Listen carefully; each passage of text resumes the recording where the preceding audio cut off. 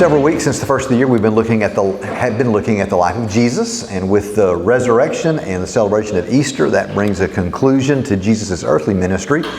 And we are near the conclusion of our semester here. You realize when summertime comes, our schedule changes a bit. We roll towards Marvelous Monday Nights, and we've got a great summer preaching series of Marvelous Monday Nights for you. And we'll start advertising that and telling you what's to come.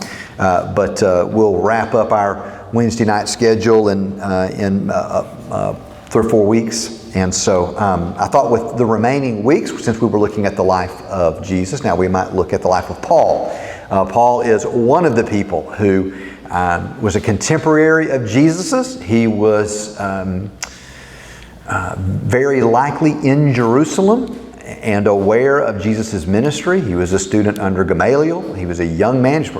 Paul is younger than Jesus, but very aware of the ministry of Christ and what to Paul initially was the problem of the followers of Jesus the Nazarene. And so we can learn a great deal about the early days after the resurrection of Christ through the life, through the conversion, through the ministry, and then even into the writings of the Apostle Paul. I'm using as one of my sources a really great book called Paul, a Biography by N.T. Wright. And if you are looking for a good read, I would recommend Paul, a Biography. Of course, I mention N.T. Wright a lot. He's one of my favorite writers, but one of the reasons he's one of my favorite writers is he's a really good writer. And often when you're reading somewhat academic or nonfiction, it can be so technical or dry that you feel like you're reading an auto manual, and unless you love to read auto manuals, some of you engineering nerds like that sort of thing. But he's just a really good writer, and Wright takes the true data, so it's not historical fiction like The Chosen is or whatever. It's all historical data, but he puts it in a narrative form and writes it like someone would write a biography. And so it has he sort of puts the detail in order, and often, what we get in the scriptures is not chronological order. And so it's very interesting that what Wright does for us is he takes the book of Acts and he takes Paul's letters and he gets them all integrated together so you can follow Paul's life and ministry. And in the places where Wright speculates in order to fill in some gaps, he'll say that this is what I think was going on at the time, and he also helps you get a sense of what was going on in the first century around Paul's life. So it's really great, great resource. And the thing that he's going to help me with for these studies over a few weeks is he really wants to answer 2 questions with this biography, and I think it's good questions for us to understand Paul and for us to understand ourselves as believers. What made Paul tick? That's really what N.T. Wright is trying to discover. What was it that drove him along? And then what was it about his ministry and message that had such an incredible impact on the world?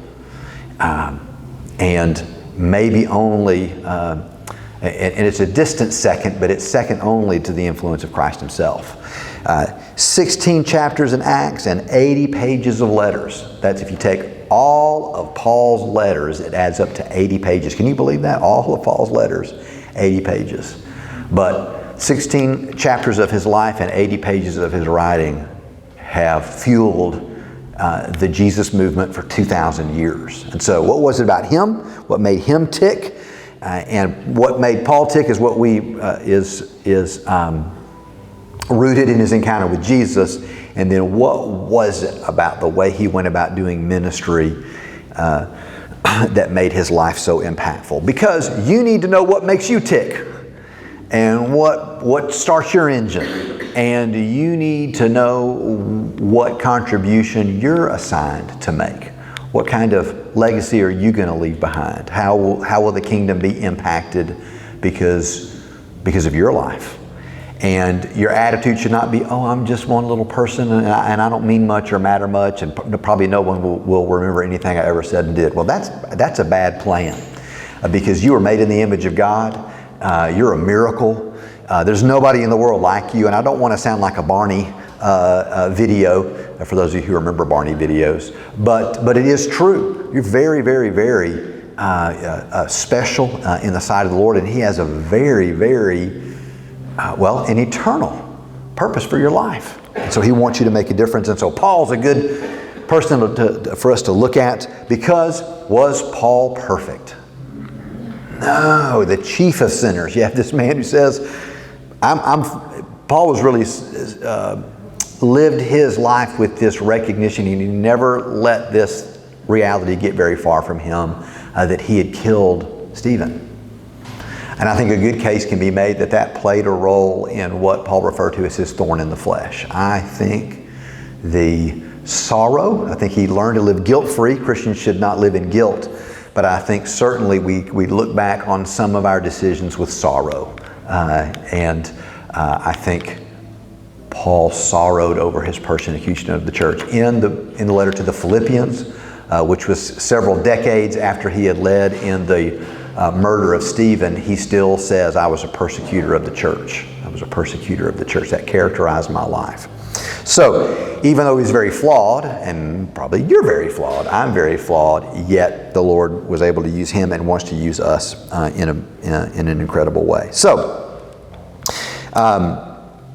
some things that we often think wrongly about Paul that I want to set right from the outset. Let's do some audience participation.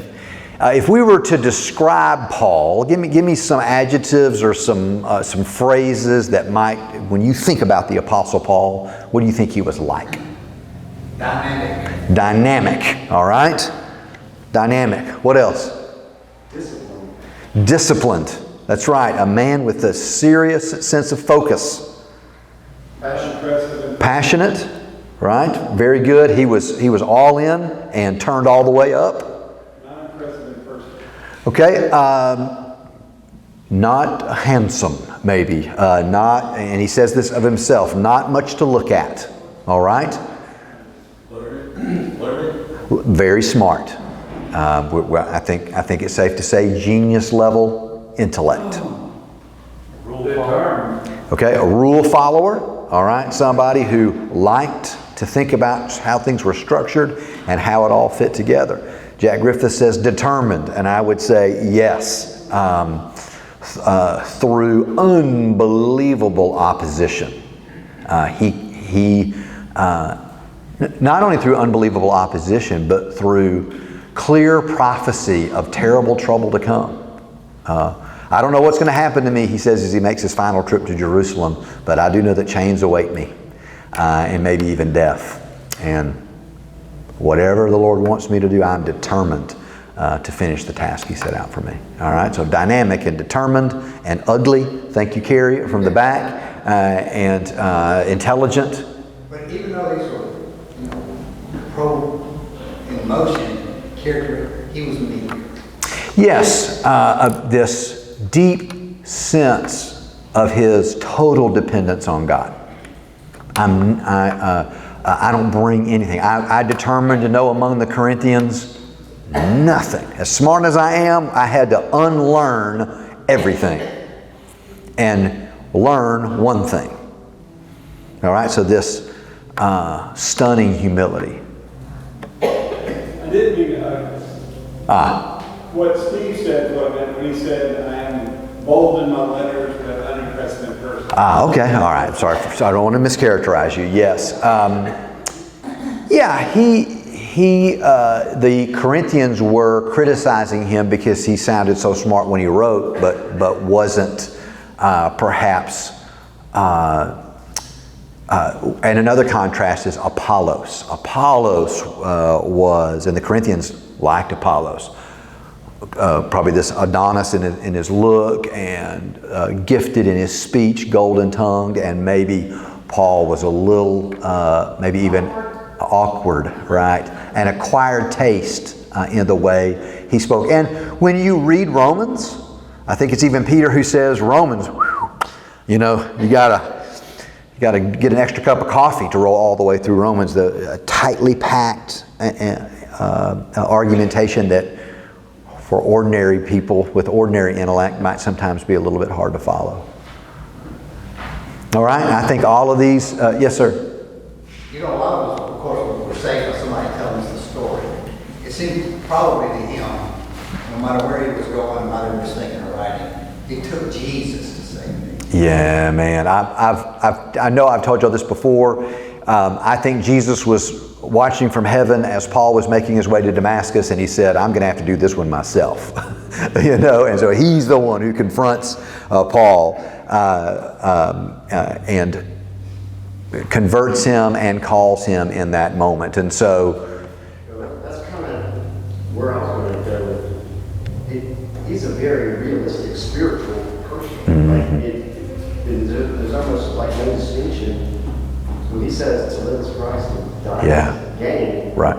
That's the realm he seems to live. Well, that's right. And one of the things that I want you to hold on to as a principal idea is Paul talks about zeal. And I think if you take all the things we've said, you can almost put them under the heading of zeal. He was zealous.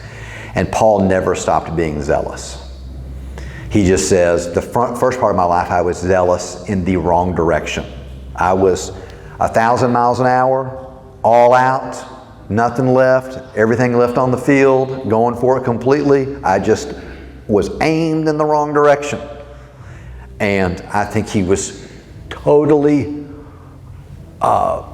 his mind was blown, not only by Jesus, but by the fact that without grace, he was missing what was standing right in front of him. And so that brings back to this humility.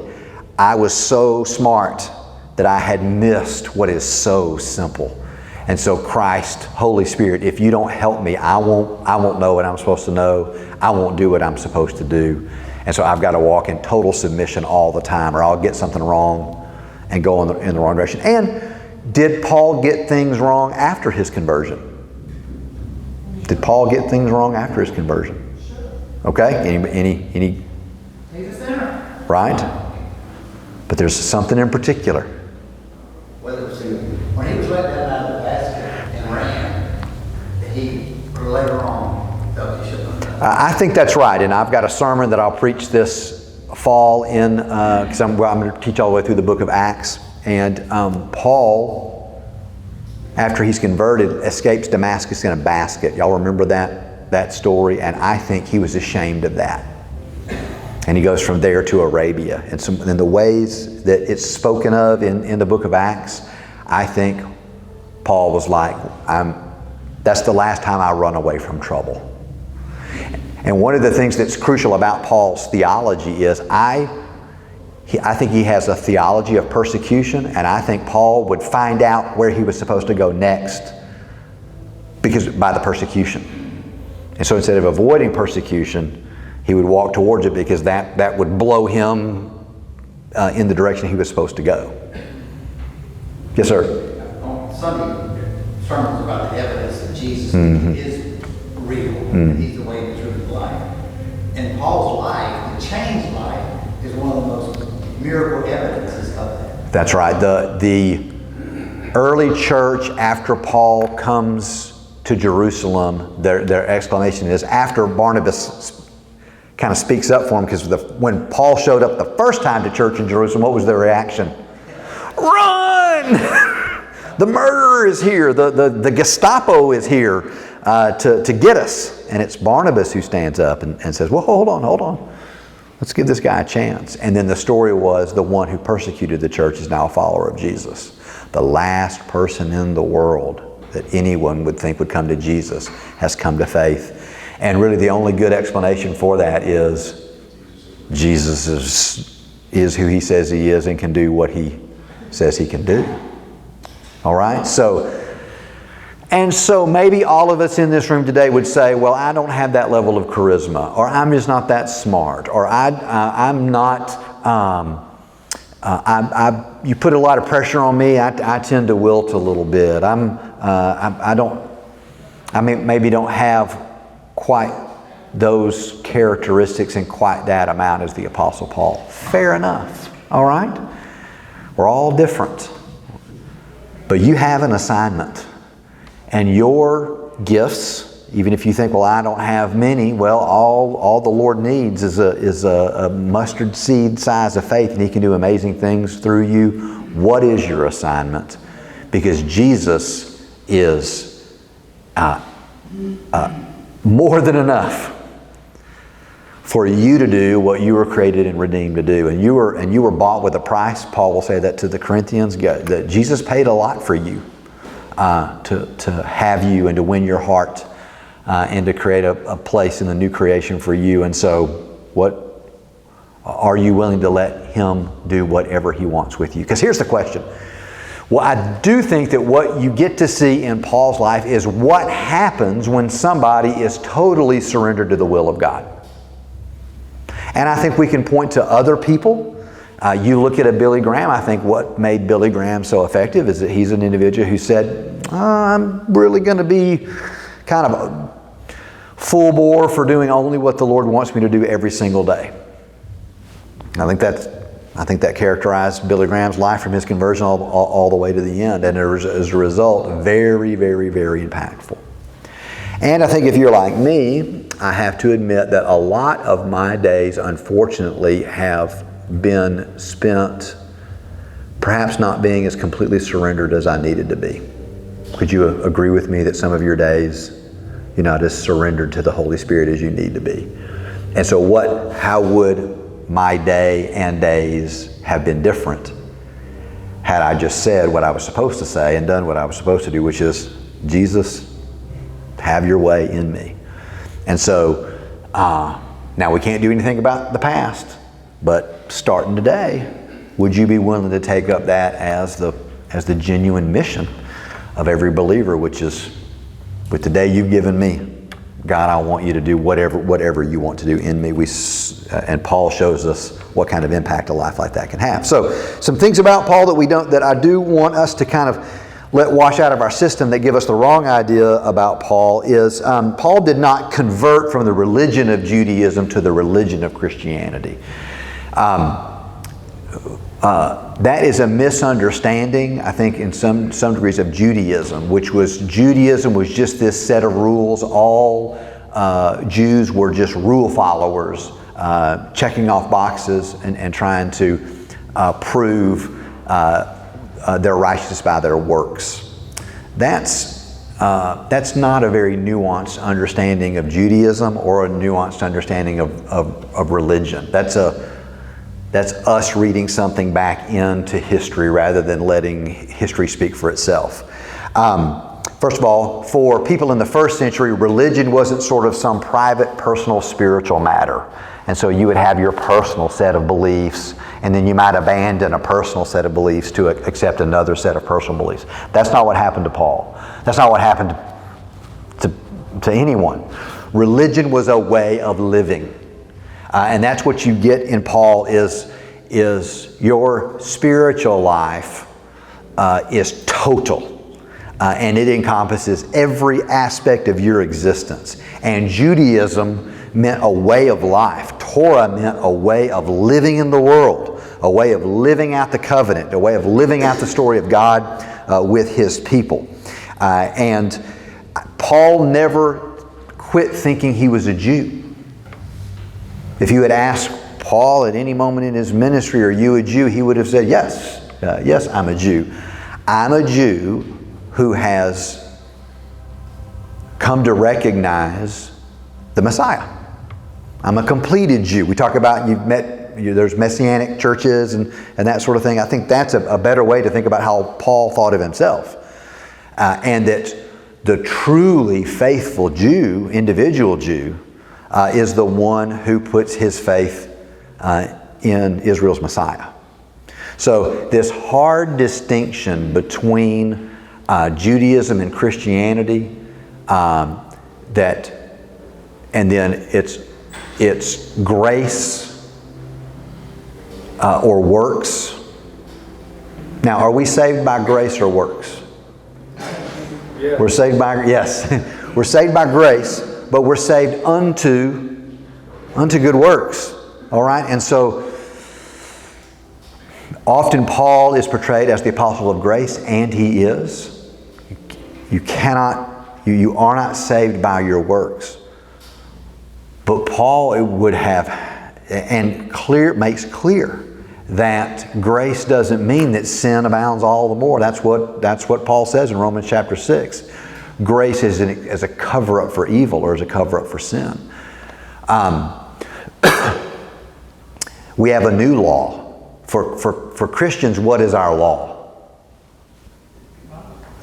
Jesus is our law. He called it the law of Christ. And so there is a Torah for Christians, but it's just not the 613 rules that the Pharisees had come up with. It's more than that. What does Jesus say about our disposition towards the Jewish law? Forget it? It doesn't matter anymore? What does Jesus say about it? But to fulfill it, he says, your righteousness, and Paul's a Pharisee, remember, but what does Jesus say about our righteousness as compared to the righteousness of the Pharisees? Well, but when he says, it needs to exceed it. That's what Jesus says in the Sermon on the Mount. Your righteousness is to exceed the righteousness of the scribes and the Pharisees. The nifty sounding word is called the intensification of the Torah. Jesus isn't lowering the standards. He's raising the standards so high that we need grace to be able to move towards it. And so a flippant idea or a Christianity, cheap grace, if y'all know much about Dietrich Bonhoeffer and the cost of discipleship, there's cheap grace. Oh, I'm forgiven. I've got my ticket to heaven punch. I can do whatever I want. Paul would say, you're not saved. You're not in Christ. All right? And so we don't need to use Paul as a way to break apart grace and works, because Paul saw those things as being the same side, the two sides of the same coin. Okay? He never quit being a Jew. And so his attitude towards the Torah was not that it was bad. His attitude towards the Torah is that it was impermanent. It was what Paul says is the law. In Galatians, Paul says the Torah is a tutor, like a trainer, a teacher that's holding us by the hand, leading us to Christ. Now, I know I'm doing more theology than I want to do at this point, but I can't stop. What does the law, if the law is a tutor that teaches us, the Torah is a tutor that teaches us, what does the Torah teach us? What?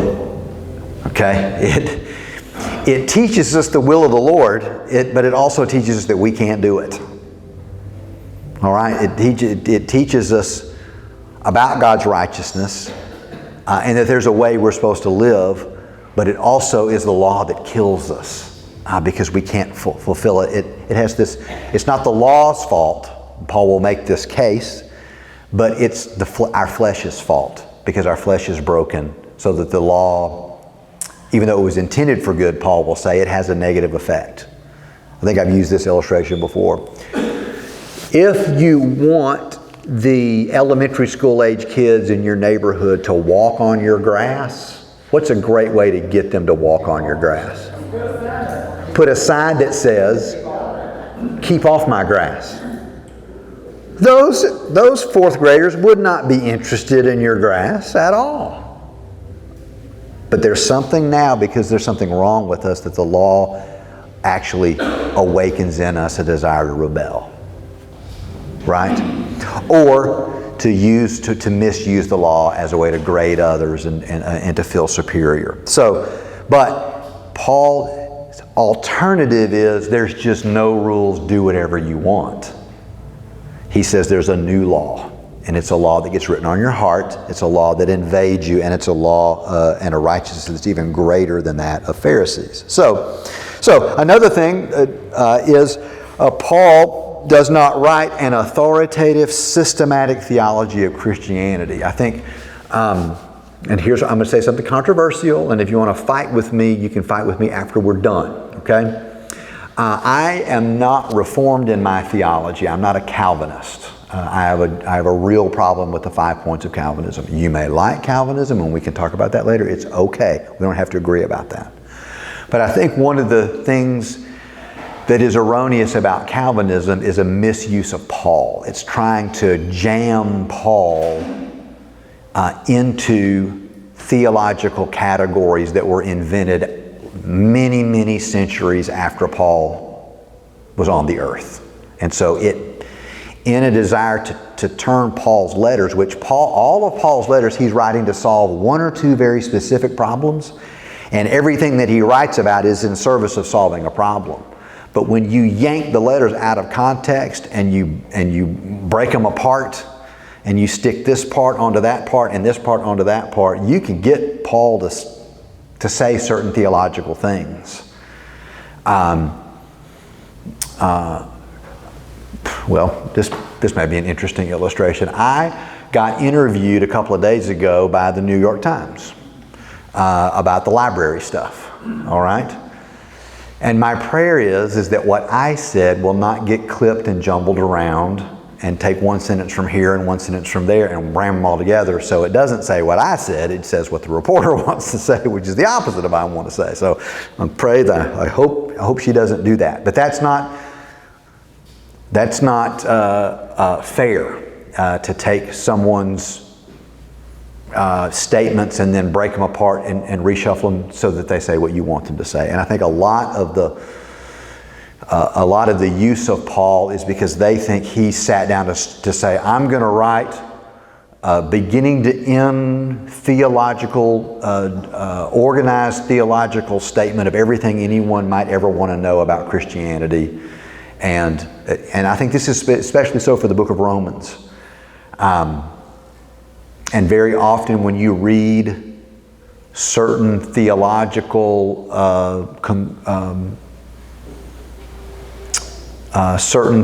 interpretations of Romans, it'll be Romans 1, Romans 3, Romans 5, Romans 8, Romans 9, 10, and 11, and Romans 16. Well, what's wrong with that? Well, you've left out about half the chapters. And if you have to leave out half the information to get something to say what you wanted to say, that's probably not the right approach. All right, so we need to learn to let Paul say what Paul wants to say and not try to make him say what we want him to say. That's my simple point on that. Let me keep moving. And then, so what here is what Paul is up to, and we're going to watch him do this as we look through his letters later. He is redefining and reworking three things that are fundamental to the Old Testament and essential to how Jesus completes the Old Testament. There's three things: monotheism. Pop quiz time. What is monotheism? There's only one God. There's only one God. And I know you probably hear that and you think, duh. Is that what first century people thought? How many gods did they think there were? As when Paul goes to Athens, he says, your city is filled with idols. It's filled with temples. And modern people sometimes are maybe more accustomed to the idea that there's only one God. But let's get honest. How many gods do modern people serve? Just as many gods as they were serving in the first century, right? John Calvin said the human heart is an idol factory. It just constantly produces things to worship that ought not be worshipped. Okay? So, and had the Israelites, does Israelite history in the Old Testament show that they really had their arms around the idea of monotheism? No. What was the major problem in the Old Testament? They chased after idols. How long did it take them to start idol worship after they'd gotten out of Egypt? 30 minutes. About 30 minutes, okay? Or maybe 40 days, all right? Moses is gone. We don't know what happened to him. I know, let's make an idol. It just... and so it took all of Israel's history, including the exile, to finally teach them that there really is only one God. And it was through this terrible tragic exile. And it was in exile that Israel learned either there is no God and no one is in charge of this mess, or one God is in charge of everything. He's not just God in Israel. He's God of the whole world and all of the nations. And so by hard experience, the Jews had come to understand there really is only one God. He's in charge of everything. So monotheism, election. So if there is one God, who are we? And so we're God's special people, chosen. And why did God choose Israel special? What was Israel's job? Be a conduit to tell everybody else about God. They were to be a light to the nations. They were God's rescue boat that He was going to send out into this. As humanity was drowning, God chose this special rescue boat, Abraham and his people, and they were going to go out and they were going to live in such a way and shine forth light so that the world could come get inside of this rescue boat. They could get inside of Israel. And really, that get inside of Israel, that was true even physically, right? What was the vision of what would happen if Israel had been faithful? What would Israel have looked like? Jesus would return. Well, but even before that, if they had been faithful to the covenant, what were the things they were promised through Abraham that they were going to get? This isn't a trick question. What were the things that Israel would get as a response to their faithfulness? Say it loud so I can hear you. He obeyed God and followed His ways. Yeah, and what would happen? And he could fulfill the promise with. That's right. So they had these promises. God made them some promises. What were some of these promises that Israel had been made? Yeah. And so give me the specifics. To be a light to the nations. Okay, they'll be a light to the nations. But I've decided just to go all the way on this one. It's not a trick question. Hear the word promise. They had promised them the promised land. Bingo, that's what I was looking for, all right? An actual place to go. And the nations would come to Israel. Even the picture in the prophets, they would be grabbing the hem of the Jews as the Jews were heading back home and saying, "Can I go with you? Take me with you." The nations would come in and they would join the covenant. And they would become Israelites. They would follow the Torah. It would be everybody together at the center of things, rightly related to the one who is at the center, worshiping the one true and living God. They would actually get inside of Israel. And if they were inside of Israel, then they were saved. They were safe. No matter what evil might crop up around, the whole world could run to Israel and be inside of Israel and be saved. Right?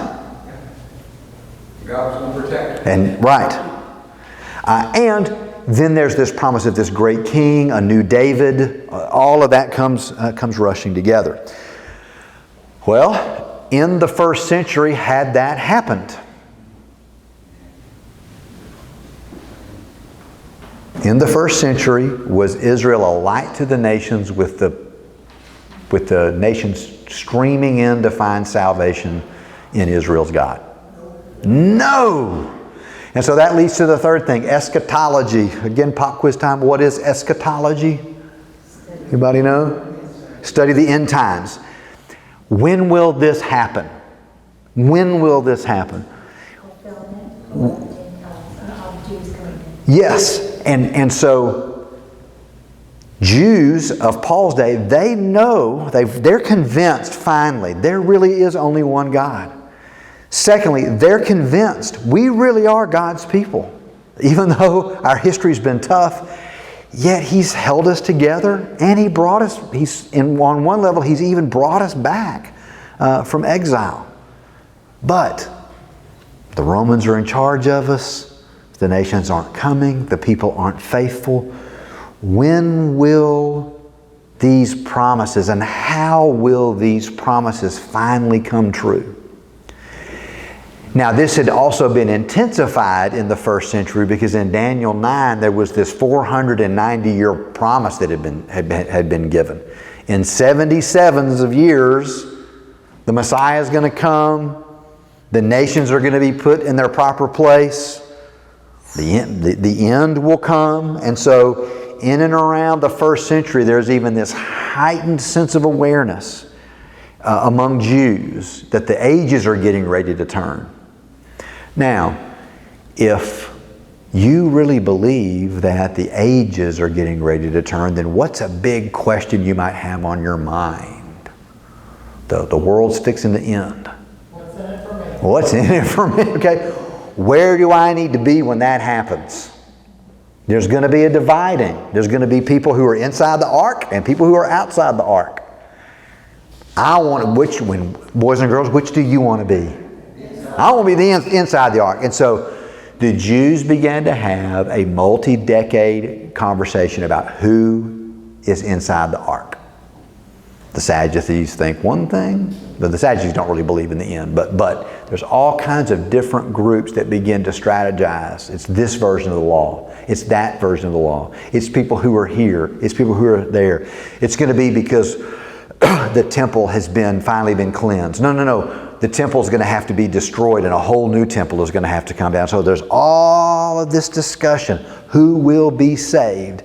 And when they say saved, they don't mean who will go up to heaven when they die. That's not what they meant by that word. What they meant is when the end comes, when the ages turn and everyone is judged, who's going to be on the right and who's going to be on the left? Now, is that a good question?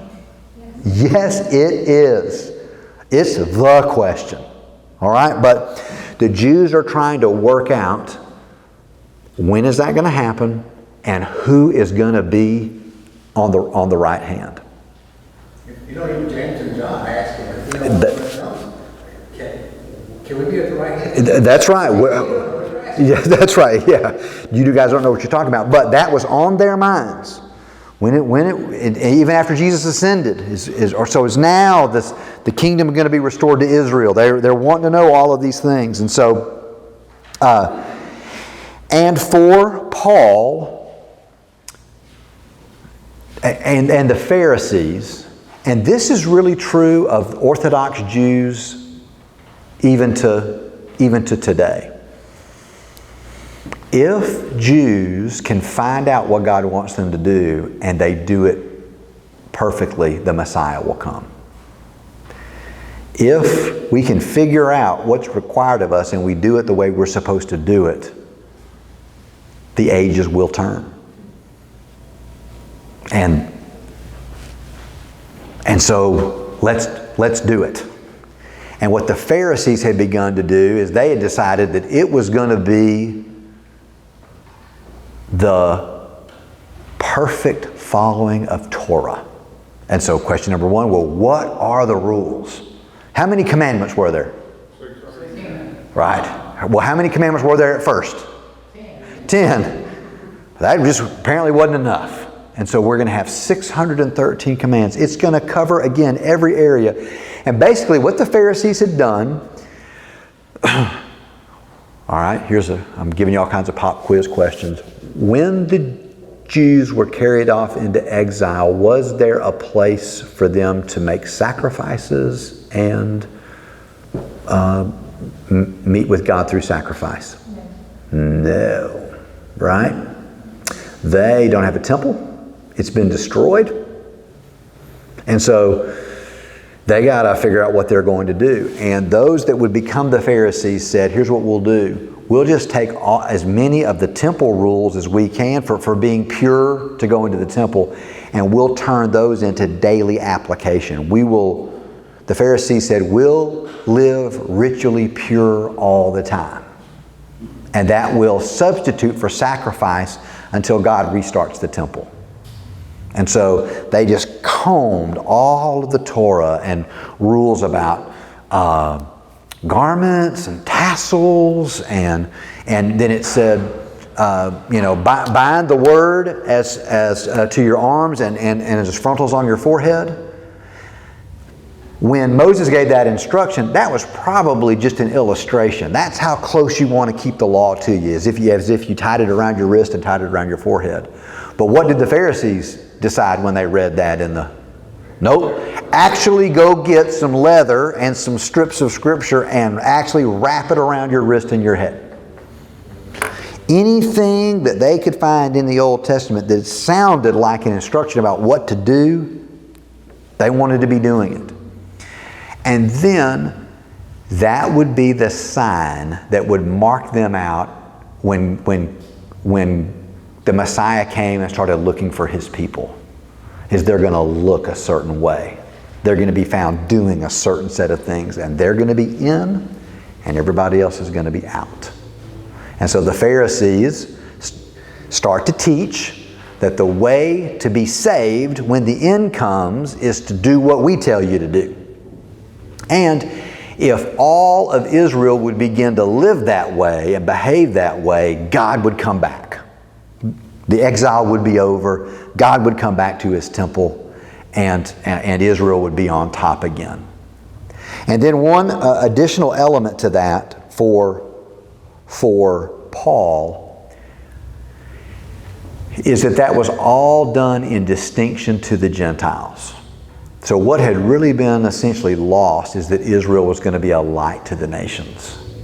And instead, Israel was going to have nothing to do with the pagans. Paul and the Pharisees, or Saul and the Pharisees, had come to believe that they had gotten too close to the pagans. There was too much interaction with them, and they were being corrupted by the pagans. And so we wanted to wall themselves off. That will show a big difference between us and them. God will destroy the pagans. He'll punish them for keeping us under their boot, and He'll put us back in charge.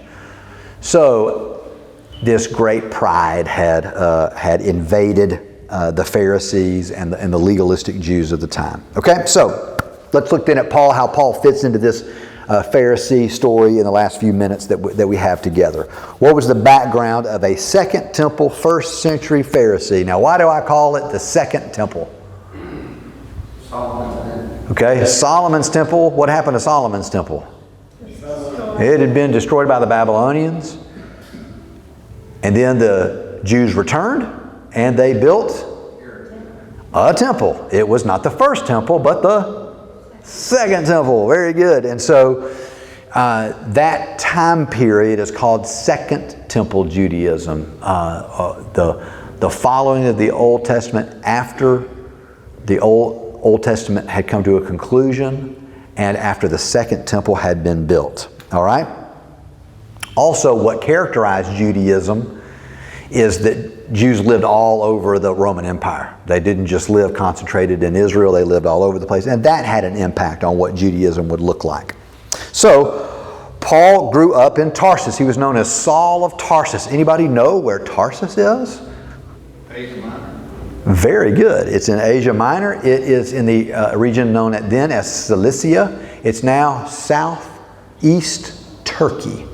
It's a couple hundred miles from Syria. Okay, when the Mediterranean Sea turns the corner and starts to go south down towards the Holy Land, Tarsus is right there. I think the island of Cyprus is not far away. It's right in that northeast corner of the Mediterranean is where Tarsus was. It was a city that was 2,000 years old at the time. It was known as the Second Athens.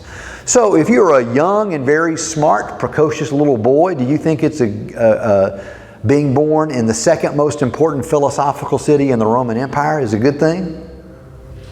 Sure it is. So Saul has plenty of opportunities to learn, to go to different schools that are there and learn.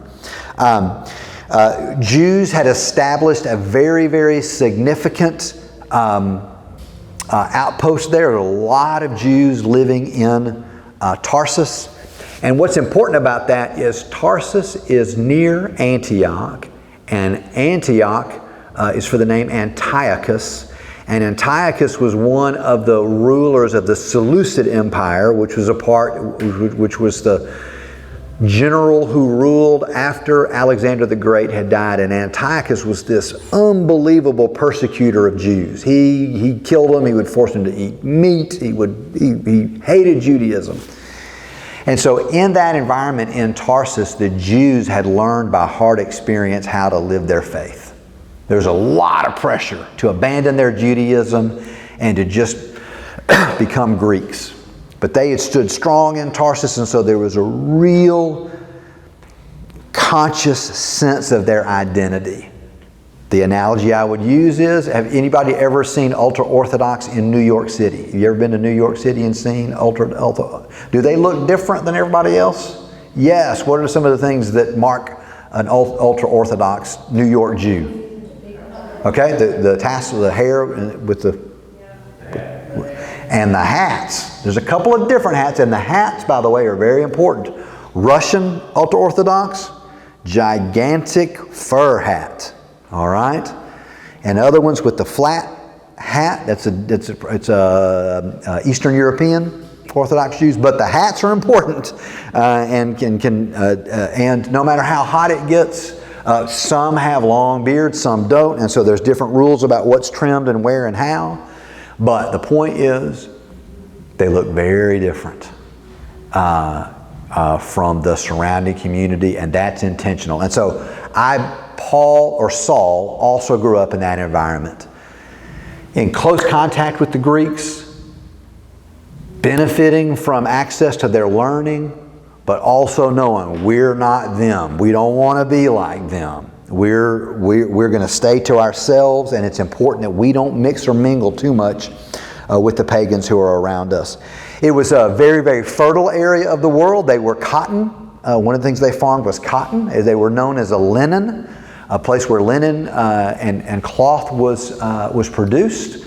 And what did Paul use for employment? He was a tent maker. And it's very likely that his family, he was in a tent-making family. And they had learned that business and had become very proficient at it. Once again, Jewish people and cloth. There's a long relationship of Jewish people and very skilled with the cloth. In the United States, it was with fashion and clothing and that sort of thing. But often what Jews would do is they would go into an area, be pushed into an area because they were persecuted. No one wanted to give them any breaks, and so they would just find out what the job nobody else wanted to do was, and they would do it. They would master it, develop it, take it over, and turn it into something that was extremely successful. When persecuted Jews in the 1800s showed up in New York City, nobody wanted to do the laundry. And so they would let the Jews do the laundry. And 15 seconds later, the Jews are in charge of all the clothes. Just very industrious, very hardworking. They pooled their resources. They're just unusually smart. And that's how they would mark out a place where they could survive and thrive and do well. And so Saul grew up in an environment like that. It's likely that he spoke Greek, Latin, and Aramaic. It's likely that he had already gotten used to traveling, because as a young man he finally goes to Jerusalem. It's probably because he grows up in a Pharisee's home. His dad was a Pharisee. Is that right? I have that written down right. His dad was a Pharisee. Very observant home. Saul is probably an early reader. He can read the Torah. He may be a little bit like Jesus, that in the synagogue he starts to show himself as being uniquely gifted, reads at an early age, and becomes a very committed Jew. Maybe at his bar mitzvah, he really shows forth. He wants to be a man of the law. What would often happen is Jews who lived, outside of Jerusalem didn't have the resources to send everybody to finish their education in Jerusalem, but they would pool their resources together in a community, and they would pick one or two scholarship students with a high GPA and a good score on the ACT, and they would send that student all the way to Jerusalem, then to live there to study. And that's what had happened to Paul. He had studied under Gamaliel. Now, Gamaliel was a follower of Hillel. Am I saying that right? Hillel. That sounds right. And Shammai are the two. Hillel all of a sudden isn't sounding right, but we're going to go with Hillel because I can't remember. Hillel was the liberal more liberal leaning Jewish teacher. Shammai was the more conservative. Gamaliel was a follower of can you look that up, Kerry? Because Hallel isn't right. Who was opposite of Shammai? Are you looking at that, Kerry, or no? Yeah, I'm trying to. We'll just wait on that because I need to land this plane anyway. Originally, Paul went and studied under the more liberal scholar, and I think he reacted against that because by the time we meet Saul in the Scriptures, he is deeply conservative, and he's been attracted to the zeal of Phinehas. In Numbers 25 and in Psalm 106, Phinehas is celebrated for standing up for the law even when it required violence. Anybody remember the story of Phinehas? He's the guy who, when the Israelites in Numbers start to get mixed up with the people of Midian, and they start, stabs him and his female consort. He goes into their tent. Apparently they're enjoying one another's company, and he runs them through with the sword. And God stays the plague that's coming, and Phinehas' faithfulness is celebrated, and God establishes a unique covenant with Phinehas because of his faithfulness. And then here's what Psalm 106 says, and I'm going to kind of leave it here to set us up for next week. Psalm 106 says Phinehas was obedient, and his obedience in that moment was credited to him as righteousness. That's what Psalm 106 says. That Phinehas' zeal was credited to him as righteousness. Who else talks about something being credited to him as righteousness? Paul does in crucial places in Romans and Galatians. And that's the question of the Pharisee. What will be credited to me as righteousness? What zeal will be credited to me as righteousness? Paul will say in Philippians 3, as to righteousness a Pharisee, as to zeal a persecutor of the church. And so when Saul is on his way to stab some of the unfaithful because of his zeal for righteousness, because he believes that's going to be credited to him as righteousness. So he can stand on Judgment Day and say, just like Phinehas, when the judgment of God was falling because of the unfaithfulness of Israel, I was on the right side of history, and I'm going to be credited as righteous. And then this is the one who will come to find, yes, we need to be zealous for righteousness, but its source is from a completely different place of Messiah-centered grace, faith, and transformation. All right, so I'll leave you with this. We'll leave Saul in Jerusalem, being educated, becoming increasingly zealous for the Torah because he wants to be inside of the right thing when judgment falls. And then we're going to watch him as he comes to discover what thing he really ought to be inside of. What did Paul come to understand he needed to be inside of? He needed to be in Christ. And that becomes, if you want to boil Paul's theology down to two words, if you want to boil Paul's whole existence into two words, in Christ. Not in Torah. That's what he had been trying to get into and trying to get the rest of Israel into, was into Torah. But for reasons he'll lay out in his theology, that's insufficient and has been replaced by Christ. And if you can get inside of Christ, then you can be saved.